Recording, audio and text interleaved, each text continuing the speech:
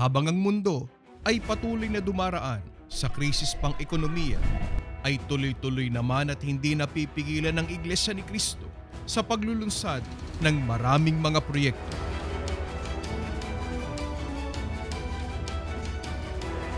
Sa paggunita ng programang pundasyon sa ika-112 anibersaryo ng Iglesia ni Cristo, ay bibigyan namin kayo ng update sa isa sa mga banal na gawain ng Iglesia na walang humpay na itinataguyod nito sa kahit anong kalagayan ng panahon: ang pagtatayo ng mga gusaling sambahan. Sa pangunguna ng pamamahala ng Iglesia ni Cristo, ay buong sikap na itinataguyod ang pagtatayo ng mga gusaling sambahan bilang pagsunod sa kautusan ng Panginoong Diyos. Ang pagpapatayo ng banal na templo o mga gusaling sambahan ay talagang utos ng ating Panginoong Diyos, nakasulat sa Biblia yan. Na utos ng Diyos na ang kanyang mga hinirang ipagtayo siya ng gusaling sambahan, sapagkat nais ng Diyos sa loob ng kanyang templo na itinalaga sa kanyang pangalan, doon isagawa ng mga hinirang ang tunay na paglilingkod at pagsamba sa Kanya.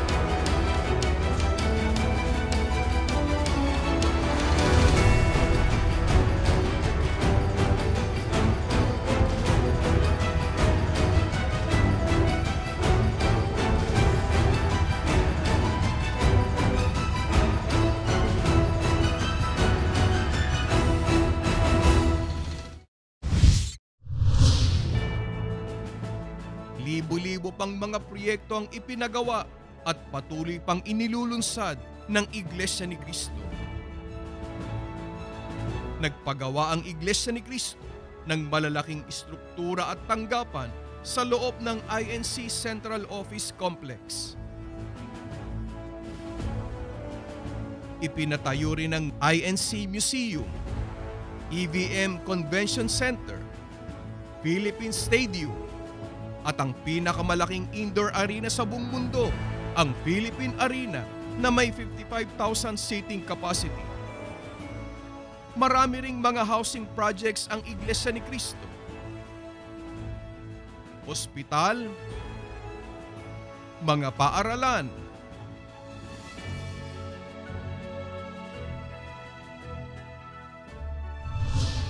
at maging ang mga tanggapang pandistrito sa iba't ibang distrito eklesyastiko ng Iglesia.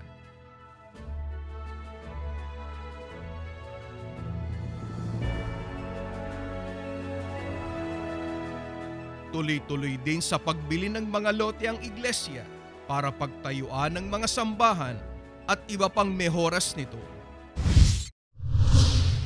Pagkatapos na maitalaga at nagagamit na ang mga gusaling sambahan ng Iglesia, ay sinisikap ng mga kaanib na ito ay maingatan at maipagmalasakit. Kapag may mga kasangkapan na nasisira o materyales na naluluma, ay ipinare-repair ito. At kapag kumukupas naman ng pintura, ay sumasailalim ito sa repainting. Sa kapasyahan ng pamamahala ng Iglesia ni Cristo, kapag kailangan itong palakihin dahil sa pagdami ng bilang ng mga kaanib sa isang lokal, ay sumasailalim ito sa general renovation, at kung kailangan na itong palitan, ay pinagagawan ito ng mas malaki at bagong gusaling sambahan.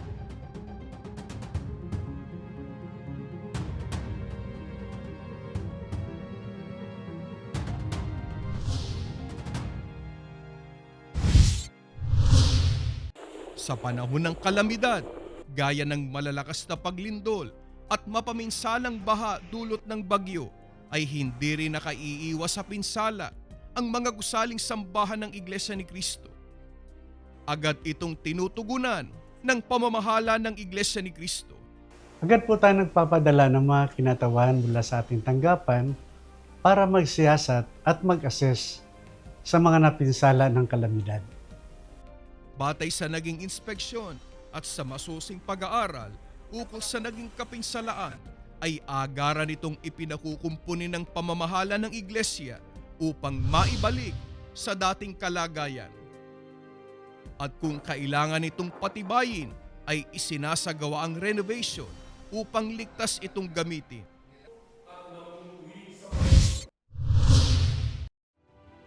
Sa iba't ibang dako ng daigdig ay patuloy sa pagpapatayo at pagpapagawa ang Iglesia ni Cristo ng mga gusaling sambahan. Nagpapatuloy rin ang pagbili ng mga properties at mga sambahan na ibinebenta na ng ibang mga relihiyon at isinasailalim ito sa remodeling at renovation upang maangkop sa disenyo ng mga edibisyo ng Iglesia ni Cristo. Even before we purchase the building, we typically check with the local city government to make sure that we're able to use it as a worship or a place of worship, and that we're able to make the necessary renovations that we'll need to make.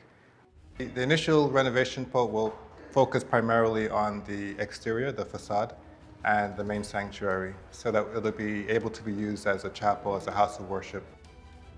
Nito lamang nagdaang taon hanggang sa pagsapit ng 112th anniversary ng Iglesia ni Cristo, ay sunod-sunod na mga properties sa ibayong dagat ang binili ng Iglesia ni Cristo at nakatakdang ipagawa ng pamamahala ng Iglesia para pagdausan ng mga pagsamba at paglilingkod sa Panginoong Diyos. No other church can buy property the way we can. We don't have to go to a bank. We don't have to borrow money. We go and we find a place for our fellow brethren to worship, and we purchase it free and clear. That's ours. That's our offering. You know, that's why I'm happy that I can give. It's very great and inspiring to see the church continue to grow and continue to purchase these large properties to be used by the locale. It's very inspiring to see the church continue to take care of the brethren in different parts of the world to provide for their needs for their worship to God.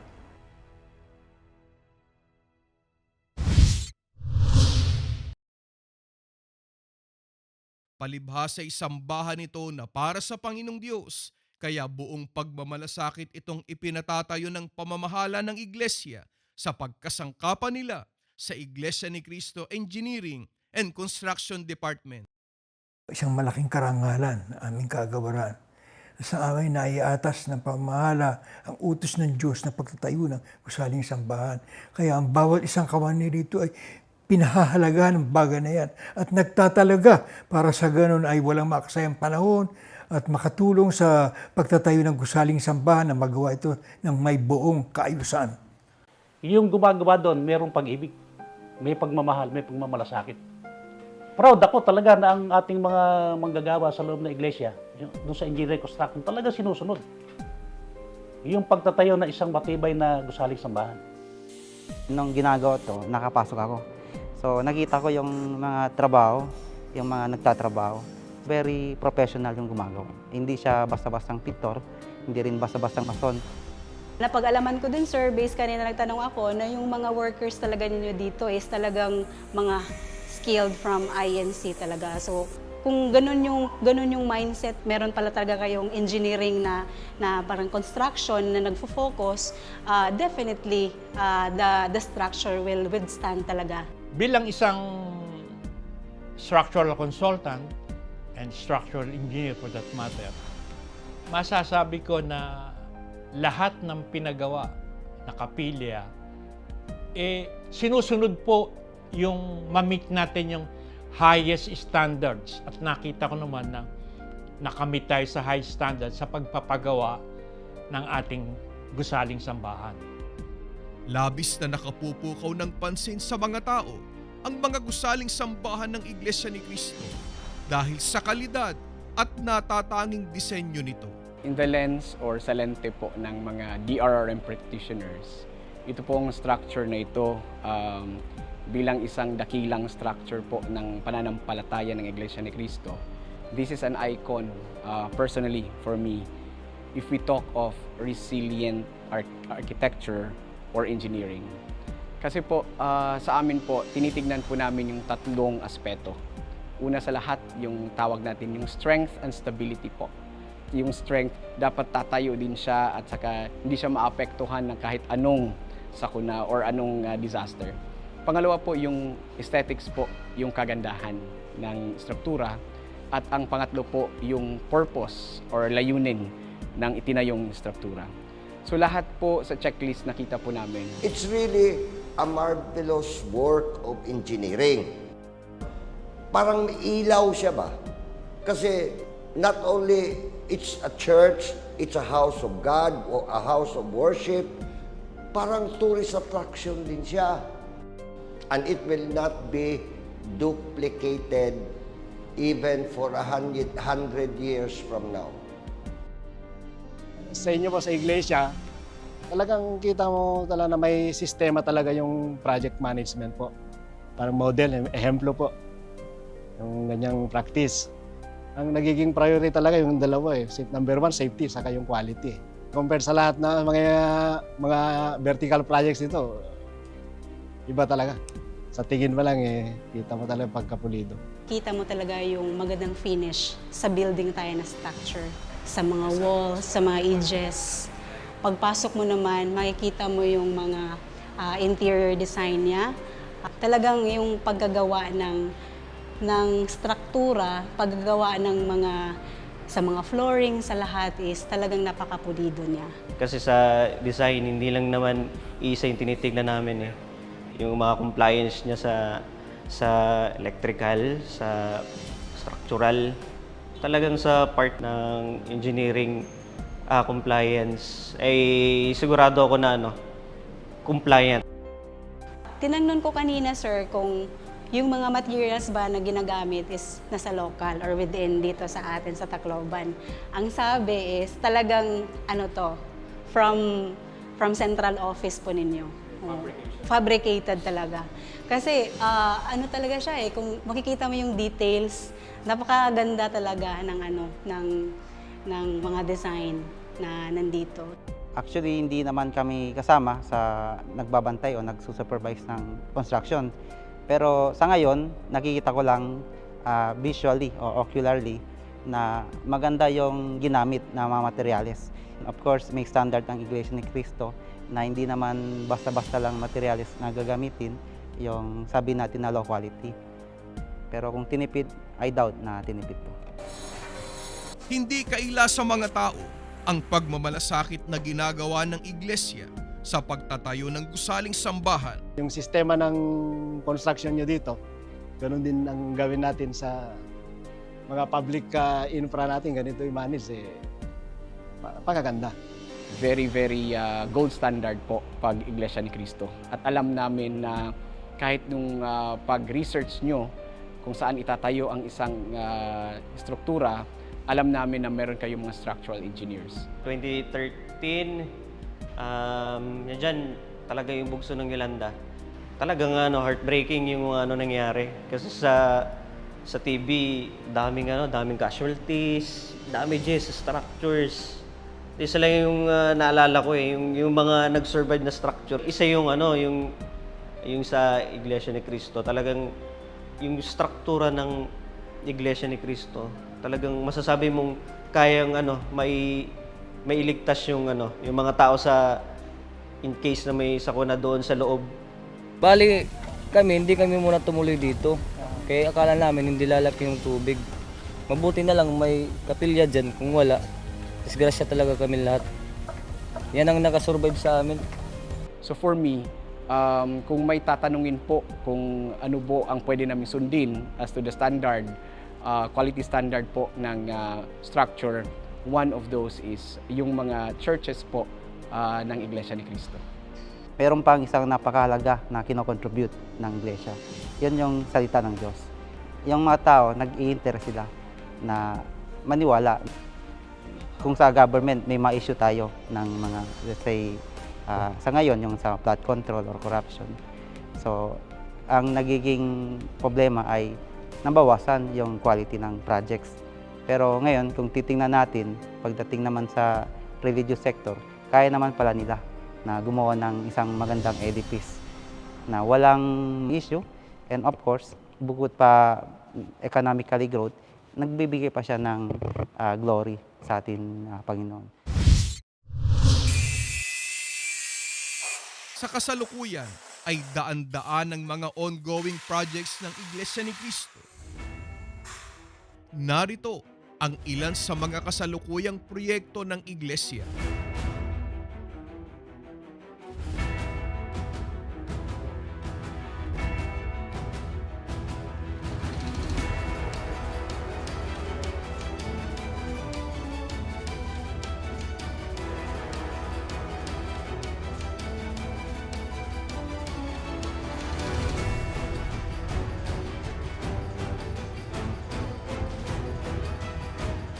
Malaki ang bahagi ng mga kapatid na kabilang sa construction ng iglesia sa pagsasakatuparan ng mga proyektong ito.